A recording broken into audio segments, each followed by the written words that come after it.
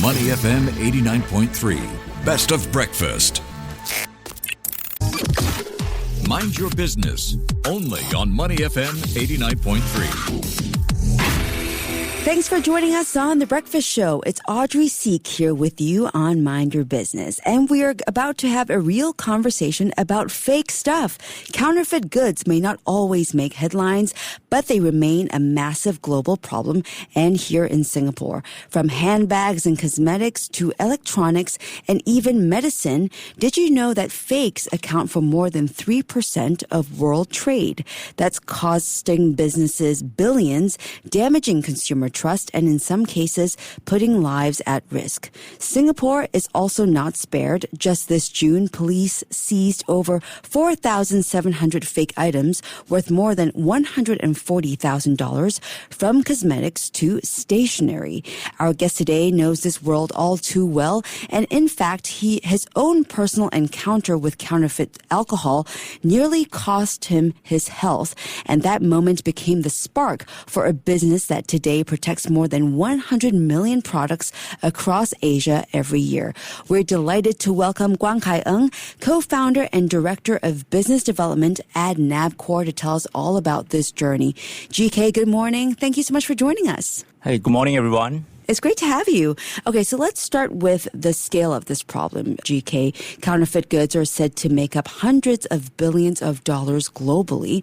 From your perspective, how serious is this issue here in Singapore and in Asia as a whole? So in Singapore, right, it's rather unique situation in Singapore compared to other parts of Asia. So let's say, example, for instance, if the milk powder that you buy in the mama shop, in Sing Song, in the NTUC, is probably going to be the real one. Yeah. But unlike in other places such as in Malaysia, in Vietnam, and other parts of the world. But apparently, because of this e-commerce, the purchase from the Shopee, from the Lazada, and from different online stores, counterfeit goods tends to flow into our country as well. So consumers, right, when we purchase our products, we have to be aware about issues of counterfeit or potential fake products that we might purchase. Yeah, I think that's a great point, because when we talk about counterfeits, it's not just the luxury handbags that people think about. Exactly. We're talking about the serious things like, as a mom, when I saw the news about the milk powder scandal and how babies actually lost their lives because of it, that's really scary. So you also had your own personal encounter with a counterfeit product that actually kind of cost you your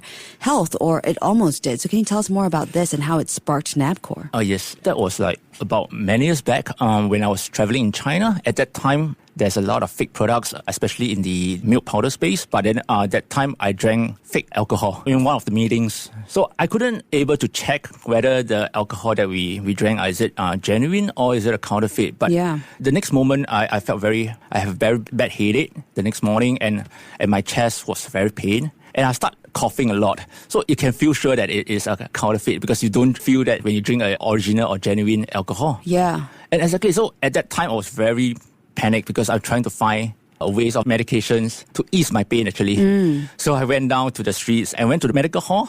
But apparently, there's no way for me to identify whether which medicines is going to be a real or which one is going to be counterfeit. Oh, yeah. You don't know if the solution is going to make it even worse. I'm not sure whether it's going to make it worse or is it going to make me feel better. So eventually, I chose a product that's made in Hong Kong. And I tried thinking that it's relatively safe and try to take the medicine. Okay. So fast forward to today, you're protecting over 100 million products across Asia. Can you give us a sense of which sectors and industries you work with and how it works in general? Okay. We focus a lot into the products that we consume internally. Let's say like healthcare products, FMCG products, cosmetics. And of course, we also protect products such as industrial electronics, automotive spare parts. Okay, so from your experience, which industries tend to be most vulnerable? And how does the threat differ from, say, cosmetics versus the industrial electronics? Usually the counterfeiters, right, they will target two main kinds of products. Primarily, let's say, for instance, products that is high volume, such as the FMCG products. Yep. And products that have a perceived high value to the consumers. So let's say, for instance, industrial electronics of high-end networking devices, electronics that is high value, the counterfeiters will target that. Okay. So the threat differs depending on how it's going to affect the consumers. For instance, right, let's say the cosmetics that we purchase, if it happens to be a fake cosmetics and we put it onto your face, you tend to get rashes. So this might be a case, and versus a case whereby you installing, let's say, electronic device and it catches fires. So there's different liability on that front. Yeah, okay. So that brings us to the core of your solution, because I'm curious how technology steps in here. So can every product be made counterfeit proof, or do you see limits where counterfeiters will always eventually find a way in? So let's say, example, if there's only one technology that's being used to protect a product or packaging, chances are the counterfeiters will be able to overcome that. So that's why we will need a multi-level kind of security features or solutions that integrate with each other to protect the product. So even national currency can be counterfeited. So what's more about product itself? But the idea of having a brand protection to fight against counterfeit is that we do not want the counterfeiter a free hand for them to attack your product. Yeah. It has to make it such that it's harder or not worthwhile to attack the product itself, and then they will start to look for other products that they can counterfeit on. Okay, so walk us through Nabcore's approach here. How does your authentication system actually work for a consumer or for a brand? What we are looking at is trying to make the genuine products to be easily verified by other consumers through the mobile phone. So we have security codes that allows for, let's say, one-time authentication or a scratch-off PIN number for them to authenticate, or even an anti-copy kind of function where consumers, even the grandmother, they can use their smartphone, they can scan, they can authenticate and verify. Okay. Yeah, so this is the digital aspect. And of course, we are looking at having also integrating the physical component, so such as like holograms that is nice looking and is hard to print. Okay, so that's the technology side, but brand protection also goes deeper than just the labels and the tracking. What should brand owners really understand about protecting their products? Is it just about the security features you talk about, or is it really a bigger strategy that ties into, the supply chains and even consumer engagement? Yeah, brand protection is often very overlooked by a lot of companies and brand owners.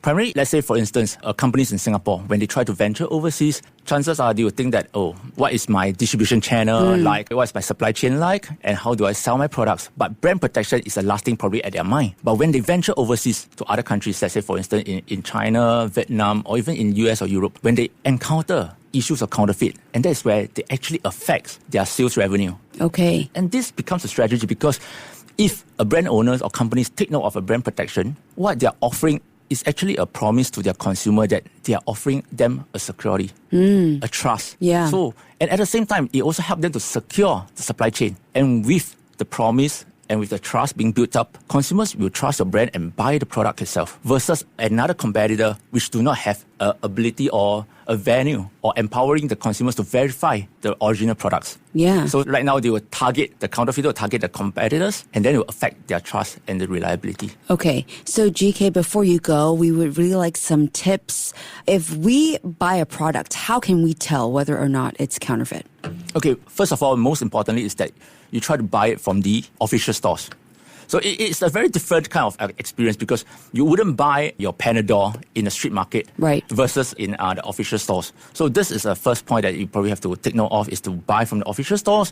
And if you happen to having a deep discount on a product itself, check note on the printing. And if the product or the packaging has a security features, you can always follow the instruction from the packaging to check on the security features that is on the product or the packaging itself. Okay. So a red flag usually happens when the printing is off. Yeah. And of course, it is way too cheap from the recommended retail price. Then that could be a signal of a counterfeit product. If it's too good to be true, it probably is. Yeah, yes. Exactly. So what we've heard today really highlights that counterfeiting isn't just a business nuisance. It's a public health and safety issue, and also a call for constant innovation. And Nabcore's journey shows how personal experiences can spark solutions that protect millions. GK, it was great chatting with you this morning. Thank you so much for joining us. Thank you for having me. Thank you. That was GuanKai Ng, co-founder and director of business development at Nabcore. Stay with us, Money FM 89.3. To listen to more great interviews, download our podcasts at audio.sg or download the audio app. That's AWEDIO, audio at the App Store and Google Play.